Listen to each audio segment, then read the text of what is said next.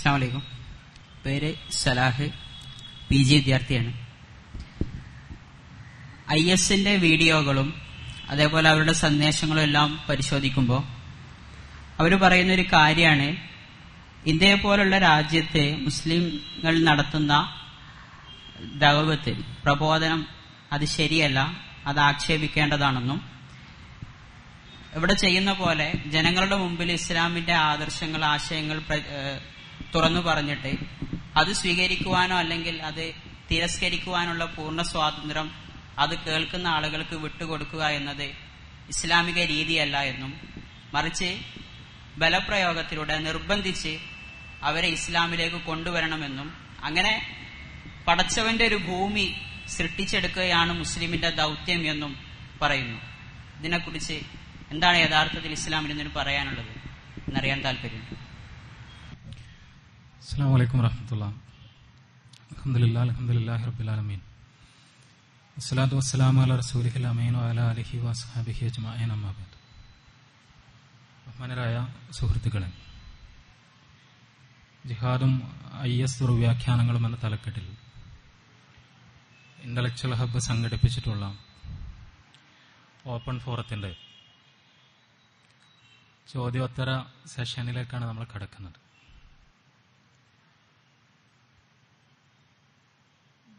ഭീകര പ്രസ്ഥാനങ്ങൾ കഴിഞ്ഞ ഒരു 2.5 പതിറ്റാണ്ട് കാലത്തോളമായി അറബ് മുസ്ലിം ലോകത്ത് പല രീതികളിൽ പ്രത്യക്ഷപ്പെട്ടിട്ടുണ്ട്. ലോകരാഷ്ട്രീയത്തിൽ തന്നെ അവ വലിയ അനുരണനങ്ങൾ ഉണ്ടാക്കിയിട്ടുമുണ്ട്. Islamic State of Iraq and Syria എന്ന് പറയുന്ന ഭീകര പ്രസ്ഥാനം മുസ്ലിങ്ങൾക്ക് 1400 വർഷമായി പരിചയമില്ലാത്ത ഒരു പുതിയ ഇസ്ലാമിനെ സ്വന്തമായി കണ്ടെത്തുന്നതിലും അവതരിപ്പിക്കുന്നതിലും വിജയിച്ചിരിക്കുന്നു എന്നതാണ് അവരുടെ അടിസ്ഥാനപരമായ സവിശേഷത എന്ന് തോന്നുന്നു. ഭീകരപ്രസ്ഥാനങ്ങളെല്ലാം മുസ്ലിങ്ങൾക്ക്, പ്രവാചകനോ സഹാബിമാർക്കോ താബികൾക്കോ അതിനുശേഷമുള്ള നൂറ്റാണ്ടുകളിലെ മുസ്ലിങ്ങൾക്കോ ഒന്നും പരിചയമില്ലാത്ത ഒരു വ്യാഖ്യാനം ഇസ്ലാമിന് നൽകാൻ തന്നെയാണ് ശ്രമിച്ചത് എങ്കിലും ആ വ്യാഖ്യാനങ്ങളെയും കടന്ന് ഒരു പുതിയ ഇസ്ലാമിനെ തന്നെ ലോകത്തിന് മുന്നിൽ അവതരിപ്പിക്കുവാനും സ്ഥാപിക്കുവാനുമാണ് IS ശ്രമിച്ചത് എന്ന് സാമാന്യമായി വേണമെങ്കിൽ പറയാം. അതുകൊണ്ട് തന്നെ പലപ്പോഴും വളരെ വിചിത്രമായ, തീർത്തും മൗലികമായ, തീർത്തും ആധുനികമായ വാദങ്ങളാണ് ഇസ്ലാമിന്റെ പേരിൽ അവർ ഉയർത്തുന്നത്. ഒരുപക്ഷെ 19-ാം നൂറ്റാണ്ടിലും 20-ാം നൂറ്റാണ്ടിലും ഇസ്ലാമിനെ കുറിച്ച് നടന്ന ഓറിയന്റലിസ്റ്റുകളുടെ പഠനങ്ങൾ, ആ ഓറിയന്റലിസ്റ്റ് പഠനങ്ങളിൽ ഇസ്ലാമിനെതിരെ അവരുന്നയിക്കുവാൻ ശ്രമിച്ചിട്ടുള്ള ആരോപണങ്ങൾ, ആ ആരോപണങ്ങളെ സാധൂകരിക്കുന്ന തരത്തിൽ ഓറിയന്റലിസ്റ്റുകൾ പറഞ്ഞതു തന്നെയാണ് യഥാർത്ഥത്തിലുള്ള ഇസ്ലാം എന്ന് വരുത്തി തീർക്കുന്ന വിധത്തിൽ ഇസ്ലാമിന്റെ ഓറിയന്റലിസ്റ്റ് വ്യാഖ്യാനങ്ങളെയാണ് ഇസ്ലാമിക് സ്റ്റേറ്റ് പിന്തുടരുന്നത് എന്ന് പറയാനാണ് എനിക്കിഷ്ടം. മുസ്ലിം ലോകത്തെ ഏതെങ്കിലും പണ്ഡിതന്മാരെ പിന്തുടരുന്നു ഇസ്ലാമിക് സ്റ്റേറ്റ് എന്ന് പറയുന്നത് ശുദ്ധ കളവായിരിക്കും. കാരണം കഴിഞ്ഞ 1.5 സഹസ്രാബ്ദ കാലമായി മുസ്ലിം ലോകത്തിന് തീരെ പരിചയമില്ലാത്ത മതവ്യാഖ്യാനങ്ങളാണ് അവരുടേത്.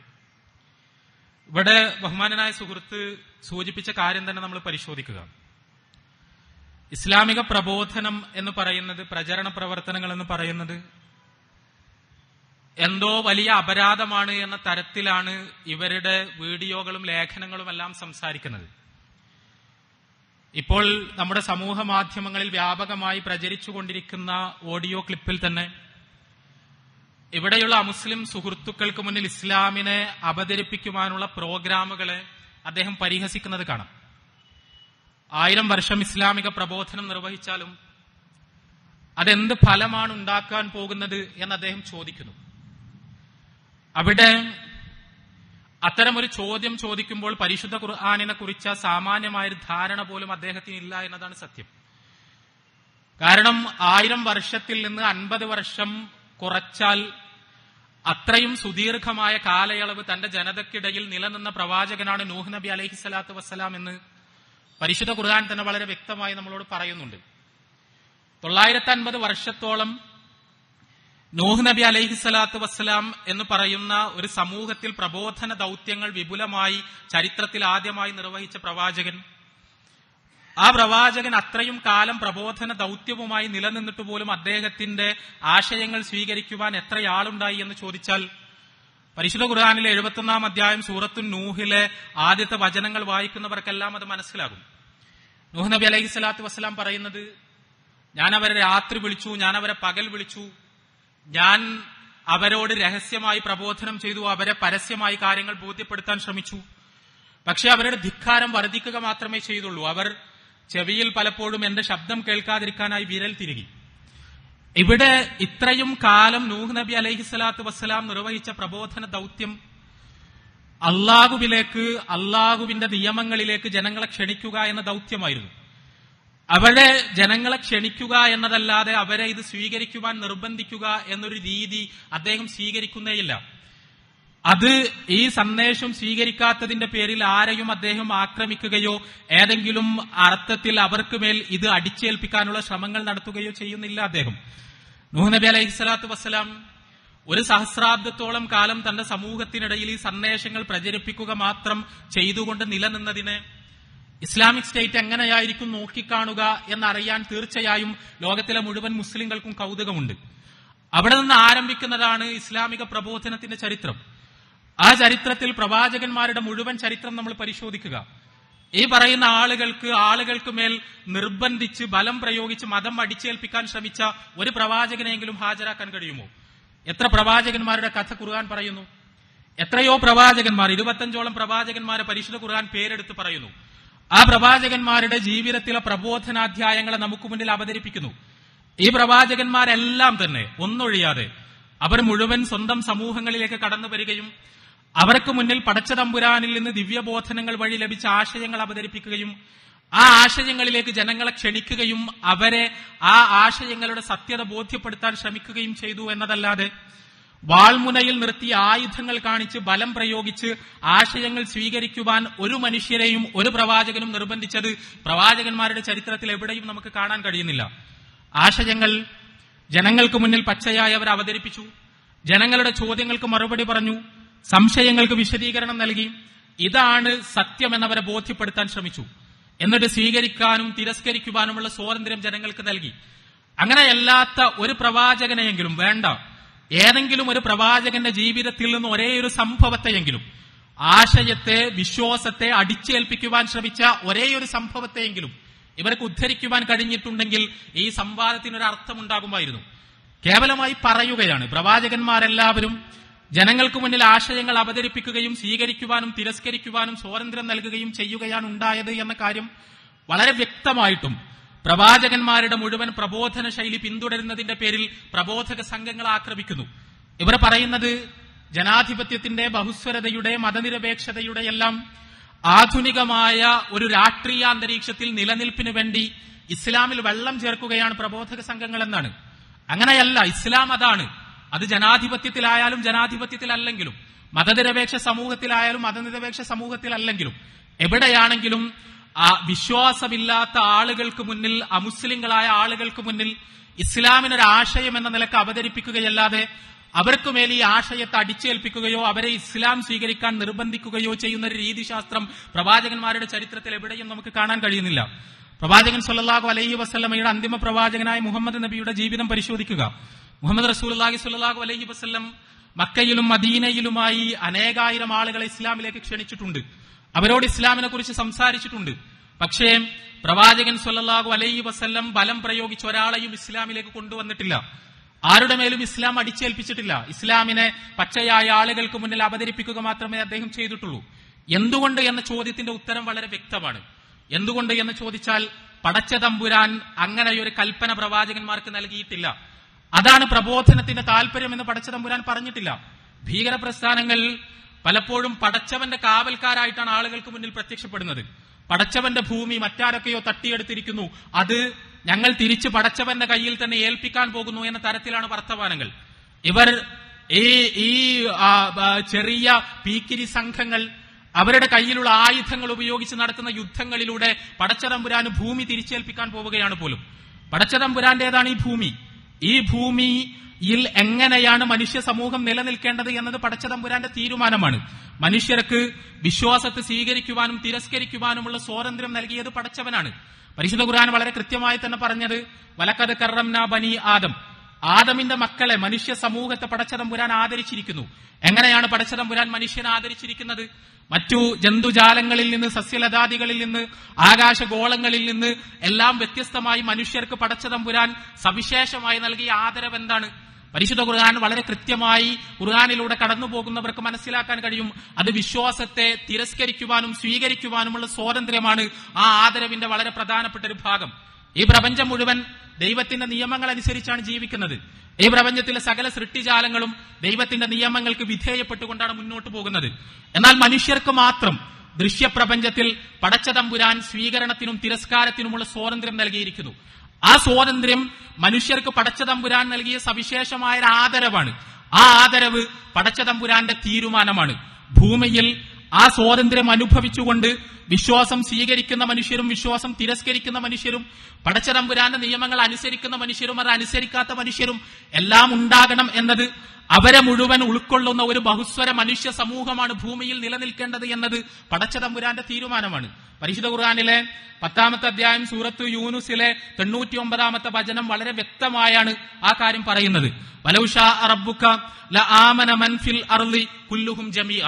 പടച്ചതമ്പുരാൻ ഉദ്ദേശിച്ചിരുന്നെങ്കിൽ ഈ ഭൂമിയിലെ സകല മനുഷ്യരും അവർ വിശ്വാസം സ്വീകരിക്കുമായിരുന്നു, അവർ വിശ്വസിക്കുമായിരുന്നു. പക്ഷേ പടച്ചതമ്പുരാൻ അങ്ങനെ ഉദ്ദേശിച്ചിട്ടില്ല. പടച്ചതമ്പുരാന് വേണ്ടി അടർക്കളത്തിലിറങ്ങി മനുഷ്യരെ മുഴുവൻ നിർബന്ധിച്ച് മുസ്ലിംകളാക്കാൻ വേണ്ടി ഭീകര പ്രസ്ഥാനങ്ങൾ ഉണ്ടാക്കുന്ന ആളുകളോട് പടച്ചതമ്പുരാൻ പറയുകയാണ്, എനിക്കങ്ങനെയൊരു തീരുമാനമില്ല, എനിക്കങ്ങനെയൊരു ഉദ്ദേശമില്ല, എന്റെ താല്പര്യം അതല്ല. പടച്ചതമ്പുരാൻ എത്ര കൃത്യമായാണ് പരിശുദ്ധ ഖുർആൻ സംസാരിക്കുന്നത് എന്ന് നമ്മൾ പരിശോധിക്കുക. അള്ളാഹു ഉദ്ദേശിച്ചിരുന്നെങ്കിൽ, അള്ളാഹു ആഗ്രഹിച്ചിരുന്നെങ്കിൽ, അള്ളാഹു തീരുമാനിച്ചിരുന്നെങ്കിൽ, അള്ളാഹുവിന്റെ താല്പര്യം അതായിരുന്നെങ്കിൽ ഭൂമി ഏകശിലാത്മകമായ ഒരു മനുഷ്യ സമൂഹം കൊണ്ട് അടയാളപ്പെടുത്തപ്പെടുമായിരുന്നു. എല്ലാവരും മുസ്ലിങ്ങളാകുമായിരുന്നു, എല്ലാവരും വിശ്വാസികളാകുമായിരുന്നു. എന്നാൽ പടച്ചതമ്പുരാൻ അത് ഉദ്ദേശിച്ചിട്ടില്ല. എന്നിട്ട് ആയത്തിൽ പടച്ചതമ്പുരാൻ തുടർന്ന് പറയുന്നത് അഫ അൻത തുക്രിഹുന്നാസ ഹത്താ യകൂനു മുഅ്മിനീൻ എന്നാണ്. അപ്പോൾ പിന്നെ എങ്ങനെയാണ് ആളുകളെ നീ വിശ്വാസം സ്വീകരിക്കുവാൻ വേണ്ടി നിർബന്ധിക്കുക? പടച്ചതമ്പുരാൻ ലോകത്തുള്ള മുഴുവൻ മനുഷ്യരും വിശ്വാസം സ്വീകരിക്കണം, അങ്ങനെ ഒരു വിശ്വാസികൾ മാത്രമുള്ള ഒരു ഭൂമിയാണ് നിലനിൽക്കേണ്ടത് എന്ന് പടച്ചതമ്പുരാൻ തീരുമാനിച്ചിട്ടില്ലാത്ത സ്ഥിതിക്ക് പിന്നെ എങ്ങനെയാണ് നിങ്ങൾക്ക് ആളുകളെ വിശ്വാസം സ്വീകരിക്കുവാൻ വേണ്ടി നിർബന്ധിക്കുവാൻ കഴിയുക എന്നാണ് പരിശുദ്ധ ഖുർആൻ അസന്നിഗ്ധമായി ചോദിക്കുന്നത്. അതുകൊണ്ട് എന്താണ് പ്രബോധകരുടെ ഉത്തരവാദിത്തമെന്ന് വളരെ കൃത്യമായി ഖുർആനിലെ 88-ാമത്തെ അധ്യായം സൂറത്തുൽ ഗാഷിയയിലെ 22 മുതൽ ഉള്ള വചനങ്ങളിൽ നമുക്ക് വായിക്കുവാൻ കഴിയും. ഫദക്കിർ ഇന്നമാ അൻത മുദക്കിർ ലസ്ത അലൈഹിം ബിമുസൈത്തിർ. നീ ഉത്ബോധിപ്പിക്കുക, പ്രവാചകരെ അങ്ങ് ജനങ്ങളെ ഉത്ബോധിപ്പിക്കുക, കാര്യങ്ങൾ പറഞ്ഞു കൊടുക്കുക, അവരെ ഓർമ്മപ്പെടുത്തുക. ഫദക്കിർ ഇന്നമാ അൻത മുദക്കിർ. നിങ്ങളുടെ ദൗത്യം അതാണ്, ആളുകൾക്ക് കാര്യങ്ങൾ പറഞ്ഞു കൊടുക്കുക എന്നതാണ്, അവരെ ഉപദേശിക്കുക എന്നതാണ്. ലസ്ത അലൈഹിം ബിമുസൈത്തിർ. അവരുടെ മേൽ ബലം പ്രയോഗിക്കുക എന്നത്, അവരുടെ മേൽ നിയന്ത്രണാധികാരം ചെലുത്തുക എന്നത്, അവരെ നിർബന്ധിച്ച് ഈ ആശയത്തിലേക്ക് കൊണ്ടുവരിക എന്നത് അങ്ങയുടെ ദൗത്യമല്ല, അങ്ങയുടെ ജോലിയല്ല. പ്രവാചകൻ മുഹമ്മദ് റസൂലുള്ളാഹി സ്വല്ലല്ലാഹു അലൈഹി വസല്ലമയോട് പരിശുദ്ധ ഖുർആനിൽ പറയുന്ന കാര്യം അത് ലോകത്തിലെ മുഴുവൻ ഇസ്ലാമിക പ്രബോധകർക്കും ബാധകമാണ്.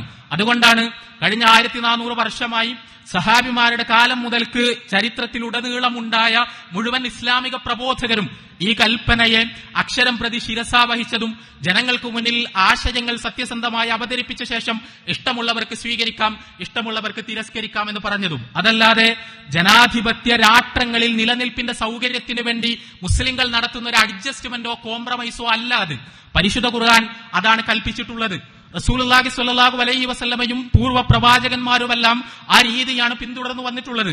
ആ രീതി തന്നെയാണ് ഇപ്പോഴുള്ള ഇസ്ലാമിക പ്രബോധകരും പിന്തുടരുന്നത്. പരിശുദ്ധ ഖുർആൻ ഇത് പ്രഖ്യാപിച്ചത് കൊണ്ട് തന്നെ എങ്ങനെയാണ് പ്രബോധനം നടത്തേണ്ടത് എന്ന് വളരെ കൃത്യമായി പ്രബോധനത്തിന്റെ രീതി എന്താണ് എന്ന് ഖുർആൻ പറഞ്ഞു തരുന്നത് നമുക്ക് കാണാൻ കഴിയും. ഖുർആനിലെ 16-ാമത്തെ അധ്യായം സൂറത്തുൻ നഹ്ലിലെ 125-ാമത്തെ വചനം, ഉദൂ ഇലാ സബീലി റബ്ബിക ബിൽ ഹിക്മതി വൽ മൗഇദത്തിൽ ഹസന വജാദിൽഹും ബില്ലത്തി ഹിയ അഹ്സൻ. അള്ളാഹുവിന്റെ മാർഗത്തിലേക്ക്, പ്രപഞ്ചനാഥന്റെ മാർഗത്തിലേക്ക് നിങ്ങൾ ജനങ്ങളെ ക്ഷണിക്കുക. എങ്ങനെ? തോക്കുപയോഗിച്ച് എന്നല്ല ഖുർആൻ പറഞ്ഞത്, വാളുപയോഗിച്ച് എന്നല്ല പറഞ്ഞത്, ഏതെങ്കിലും തരത്തിൽ ആയുധങ്ങൾ ഉപയോഗിച്ചുകൊണ്ട് എന്നല്ല പറഞ്ഞത്, ഭീഷണി ഉപയോഗിച്ച് എന്നല്ല പറഞ്ഞത്, പ്രലോഭനം ഉപയോഗിച്ച് എന്നല്ല പറഞ്ഞത്, ആളുകളെ ഇസ്ലാം സ്വീകരിച്ചിട്ടില്ലെങ്കിൽ അവർക്ക് വലുത് അടിച്ചേൽപ്പിക്കണം എന്നല്ല പരിശുദ്ധ ഖുർആൻ പറഞ്ഞത്. ബിൽ ഹിക്മ, യുക്തിഭദ്രമായി കാര്യങ്ങളെ സമർത്ഥിച്ചുകൊണ്ട്, എന്തുകൊണ്ട് ഇസ്ലാമാണ് ശരി എന്ന് വസ്തുനിഷ്ഠമായി ആളുകളെ ബോധ്യപ്പെടുത്തിക്കൊണ്ട്, വൽ മൗഇദത്തിൽ ഹസന, ആളുകളെ ഉപദേശിച്ചുകൊണ്ട്, സതുപദേശങ്ങൾ നടത്തിക്കൊണ്ട്, വജാദിൽഹും ബില്ലത്തി ഹിയ അഹ്സൻ, അവരുമായി സംവാദങ്ങൾ നടത്തിക്കൊണ്ട്, അവരുമായി വാദപ്രതിവാദങ്ങൾ നടത്തിക്കൊണ്ട്, അവരുമായി ദാർശനികമായ തർക്കങ്ങൾ നടത്തിക്കൊണ്ട്, വിവിധ ദർശനങ്ങളെ പിന്തുടരുന്ന ആളുകൾ നിങ്ങളുടെ സമൂഹത്തിലുണ്ടാകും. അവരുടെ അടുക്കലേക്ക് നിങ്ങൾ പ്രബോധന ദൗത്യങ്ങളുമായി കടന്നു ചെല്ലണം. ഇസ്ലാമാണ് ശരിയെന്ന് പറയണം, ഇസ്ലാമിലേക്ക് അവരെ ക്ഷണിക്കണം. എന്തുകൊണ്ട് ഇസ്ലാം ശരി എന്ന് അവരെ വസ്തുനിഷ്ഠമായി ബോധ്യപ്പെടുത്താൻ വൈജ്ഞാനികമായി ശ്രമിക്കണം. അപ്പോൾ തിരിച്ചു ചോദ്യങ്ങൾ ഉണ്ടാകും. അവരെ പിന്തുടരുന്ന ദർശനങ്ങളാണ് ശരിയെന്നവർ പറയും. അപ്പോൾ നിങ്ങളത് കേൾക്കണം. മാന്യമായ സ്നേഹ സംവാദങ്ങൾ നിങ്ങൾക്കിടയിൽ സംഭവിക്കണം. ആ സംവാദങ്ങളിലൂടെ, സതുപദേശങ്ങളിലൂടെ, യുക്തിഭദ്രമായ സമർത്ഥനങ്ങളിലൂടെയാണ് നിങ്ങൾ ഇസ്ലാമിനെ അവതരിപ്പിക്കേണ്ടത്, പ്രബോധനം ചെയ്യേണ്ടത് എന്ന് പരിശുദ്ധ ഖുർആൻ വളരെ കൃത്യമായി പറഞ്ഞു. ആ പരിശുദ്ധ ഖുർആന്റെ കൽപ്പനയെ പിന്തുടരുക മാത്രമാണ് യഥാർത്ഥത്തിൽ പ്രബോധക സംഘങ്ങളെല്ലാം ചെയ്യുന്നത് എന്നതാണ് സത്യം. അതുകൊണ്ടാണ് പരിശുദ്ധ ഖുർആനിലെ 2-ാമത്തെ അധ്യായം സൂറത്തുൽ ബഖറയിൽ 256-ാമത്തെ വചനത്തിൽ വളരെ കൃത്യമായി ഖുർആൻ ലാ ഇക്റാഹ ഫിദ്ദീൻ ഖദ് തബയ്യന റുശ്ദു മിനൽ ഗയ് എന്ന് പ്രഖ്യാപിച്ചത്. മതത്തിന്റെ കാര്യത്തിൽ ഒരു ബലാത്കാരവുമില്ല. ഖുർആനിന്റെ അസന്നിഗ്ധമായ പ്രഖ്യാപനമാണ്. ആ പ്രഖ്യാപനത്തെ റദ്ദ് ചെയ്യാൻ ഒരു അബൂബക്കർ ബഗ്ദാദിക്കും ഒരു അവകാശവുമില്ല. അത് എത്ര നീണ്ട താടിയുള്ളവർ, എത്ര വലിയ തലപ്പാവുള്ളവർ, എത്ര മിന്നുന്ന നീളക്കുപ്പായം അണിഞ്ഞവർ ഈ ആശയങ്ങൾക്കെതിരെ, പരിശുദ്ധ ഖുർആനിന്റെ അധ്യാപനങ്ങൾക്കെതിരെ സംസാരിച്ചാലും അവരോട് തൽക്കാലം നിങ്ങൾ പറയുന്ന ഇസ്ലാം ഞങ്ങൾക്ക് ആവശ്യമില്ല എന്ന് പറയാനേ മുസ്ലിങ്ങൾക്ക് കഴിയൂ. എന്തുകൊണ്ടെന്നാൽ മുസ്ലിങ്ങൾ ഇസ്ലാം പഠിച്ചത് പരിശുദ്ധ ഖുർആനിൽ നിന്നാണ്. മുസ്ലിങ്ങൾ ഇസ്ലാം പഠിച്ചത് പ്രവാചകൻ സല്ലല്ലാഹു അലൈഹി വസല്ലമയുടെ ജീവിതചര്യയിൽ നിന്നാണ്. ഖുർആൻ അസന്നിഗ്ധമായി പ്രഖ്യാപിച്ചത് ലാ ഇക്റാഹ ഫിദ്ദീൻ എന്നാണ്. മതത്തിന്റെ കാര്യത്തിൽ ബലാത്കാരമില്ല, മതത്തിന്റെ കാര്യത്തിൽ ബലപ്രയോഗമില്ല, മതത്തിന്റെ കാര്യത്തിൽ നിർബന്ധമില്ല, മതത്തിന്റെ കാര്യത്തിൽ ഒരു വിധത്തിലുള്ള അടിച്ചേൽപ്പിക്കലുമില്ല. ഖദ് തബയ്യന റുശ്ദു മിനൽ ഗയ്, സന്മാർഗം ദുർമാർഗത്തിൽ നിന്ന് വളരെ വ്യക്തമായി വേർതിരിഞ്ഞിരിക്കുന്നു, കൃത്യമായി വ്യവച്ഛേദിക്കപ്പെട്ടിരിക്കുന്നു. അങ്ങനെ വേർതിരിഞ്ഞു നിൽക്കുന്നത് കൊണ്ട് തന്നെ എന്താണ് സന്മാർഗമെന്നും എന്താണ് ദുർമാർഗമെന്നും വിശദീകരിച്ചു കൊടുക്കേണ്ട ദൗത്യമേ നിങ്ങൾക്കുള്ളൂ. ആ ദൗത്യം നിർവഹിക്കപ്പെടുമ്പോൾ അവിടെ സൽബുദ്ധിയുള്ളവർ, സന്മനസ്സുള്ളവർ, സത്യമാണിത് എന്ന് ബോധ്യപ്പെടുന്ന ആളുകൾ അവർ സ്വാഭാവികമായും നന്മയുടെ വഴി പിന്തുടർന്നുകൊള്ളും, ധർമ്മത്തിന്റെ വഴി പിന്തുടർന്നുകൊള്ളും. അല്ലാത്തവർ ഇതിലേക്ക് വരാൻ നിങ്ങൾ അവരുടെ മേൽ യാതൊരു തരത്തിലുള്ള നിർബന്ധവും ചെലുത്തരുത് എന്നാണ് പരിശുദ്ധ ഖുർആൻ അസന്നിഗ്ധമായി പ്രഖ്യാപിക്കുന്നത്. അല്ലെങ്കിലും എന്താണ് ഇസ്ലാമിക പ്രബോധനത്തിന്റെ ലക്ഷ്യം? ഇസ്ലാമിനെ കുറിച്ച് പ്രാഥമിക ധാരണയുള്ളവർക്ക് മുഴുവനും അറിയാം, ഇസ്ലാം മരണാനന്തര ജീവിതത്തിലെ മോക്ഷത്തിനുള്ള മാർഗമാണ്. ഇസ്ലാം പിന്തുടരുന്നവർക്കാണ് മരണാനന്തര ജീവിതത്തിൽ മോക്ഷമുണ്ടാവുക എന്ന് പരിശുദ്ധ ഖുർആൻ വളരെ കൃത്യമായി തന്നെ നമ്മളെ പഠിപ്പിക്കുന്നു. മരണാനന്തര ജീവിതത്തിൽ മോക്ഷമുണ്ടാവുക ഇസ്ലാം ബോധ്യപ്പെട്ട് സ്വീകരിക്കുന്നവർക്കാണ്. മതപരിവർത്തനം മനപരിവർത്തനമാണ്. അത് ഹൃദയത്തിലാണ് സംഭവിക്കേണ്ടത്. ഇസ്ലാം സത്യമാണ് എന്നൊരു മനുഷ്യന് ബോധ്യം വരണം. മുഹമ്മദ് റസൂലുള്ളാഹി സ്വല്ലല്ലാഹു അലൈഹി വസല്ലം അന്തിമ പ്രവാചകനാണ് എന്ന് അയാളുടെ മനസ്സിന്റെ ആഴങ്ങളിൽ അയാൾക്കൊരു ബോധ്യം വരണം. പരിശുദ്ധ ഖുർആൻ ദൈവിക ഗ്രന്ഥമാണ് എന്ന് സംശയരഹിതമായി അയാൾക്ക് ബോധ്യം വരണം. പടച്ച തമ്പുരാൻ മാത്രമാണ് ആരാധനക്കർഹൻ എന്ന വസ്തുത അയാളുടെ ഹൃദയത്തിന്റെ ഉള്ളിൽ പ്രവേശിക്കണം. അങ്ങനെയാകുമ്പോൾ മാത്രമേ അതൊരു മതപരിവർത്തനമാകൂ. വാള് കാണിച്ച്, തോക്ക് കാണിച്ച്, ഏതെങ്കിലും അർത്ഥത്തിൽ ഭീഷണിപ്പെടുത്തി എന്ത് മനപരിവർത്തനമാണ് മനുഷ്യരിൽ ഉണ്ടാക്കാൻ കഴിയുക? ആളുകൾ ചിലപ്പോൾ അഭിനയിച്ചേക്കും. നിങ്ങളുടെ തലയെടുക്കുമെന്ന് പറഞ്ഞാൽ, ഇസ്ലാം സ്വീകരിച്ചിട്ടില്ലെങ്കിൽ നിങ്ങളെ ആക്രമിക്കുമെന്ന് പറഞ്ഞാൽ, നിങ്ങളെ കൊല്ലുമെന്ന് പറഞ്ഞാൽ ആളുകൾ ഇസ്ലാം അഭിനയിച്ചേക്കും.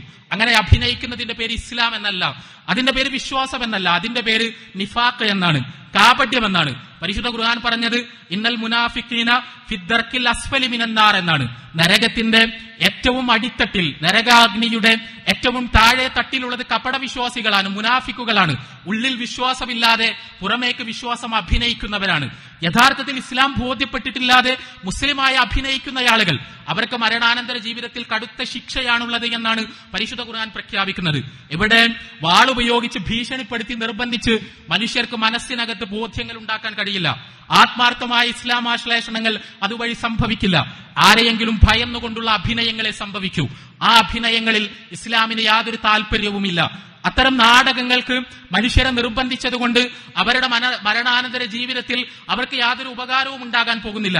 അതുകൊണ്ട് തന്നെ മരണാനന്തര ജീവിതത്തിൽ മനുഷ്യരുടെ രക്ഷയാഗ്രഹിക്കുന്ന ഇസ്ലാമിക പ്രബോധകർ പരിശുദ്ധ ഖുർആൻ കൽപ്പിച്ചതുപോലെ യുക്തിയും സതുപദേശങ്ങളും ദാർശനികമായ സംവാദങ്ങളും വഴി ഇസ്ലാമിനെ ബോധ്യപ്പെടുത്താനല്ലാതെ ഭീഷണികളും ബലപ്രയോഗങ്ങളും വഴി ഇസ്ലാമിനെ അടിച്ചേൽപ്പിക്കാൻ ഒരിക്കലും സന്നദ്ധമാവുകയില്ല എന്നതാണ് സത്യം. ഞാൻ പറഞ്ഞത് ഖുർആനിന്റെ കൽപ്പന ഏതാണ്, പ്രവാചകന്മാരുടെ മാതൃക ഏതാണ്, അന്തിമ പ്രവാചകനായ മുഹമ്മദ് റസൂലുള്ളാഹി സ്വല്ലല്ലാഹു അലൈഹി വസല്ലമ പഠിപ്പിച്ചതാണ്. 1400 വർഷമായി മുസ്ലിങ്ങൾ ചെയ്തുകൊണ്ടിരിക്കുന്നതാണ്. അവരുടെ മുഴുവൻ ഇസ്ലാമിനെ റദ്ദ് ചെയ്തുകൊണ്ട് ഈ 21-ാം നൂറ്റാണ്ടിൽ പുതിയ ഒരു ബലപ്രയോഗ ഇസ്ലാമിനെ ഏതെങ്കിലും ഒരു ഭീകര പ്രസ്ഥാനം കണ്ടെത്തുന്നുണ്ടെങ്കിൽ ആ ഭീകര പ്രസ്ഥാനം ആളുകൾക്ക് തിരസ്കാരത്തിനും സ്വീകരണത്തിനും സ്വാതന്ത്ര്യം നൽകി പ്രബോധനം നിർവഹിക്കുന്ന കൂട്ടായ്മകളെയും വ്യക്തികളെയും അധിക്ഷേപിക്കുന്നുണ്ടെങ്കിൽ ആ അധിക്ഷേപങ്ങളെ ഒരു ബഹുമതിയായി ഏറ്റെടുക്കുകയാണ് അത്തരം പ്രസ്ഥാനങ്ങളും വ്യക്തികളും ചെയ്യേണ്ടത് എന്ന് മാത്രമാണ് നമുക്ക് സൂചിപ്പിക്കുവാനുള്ളത്.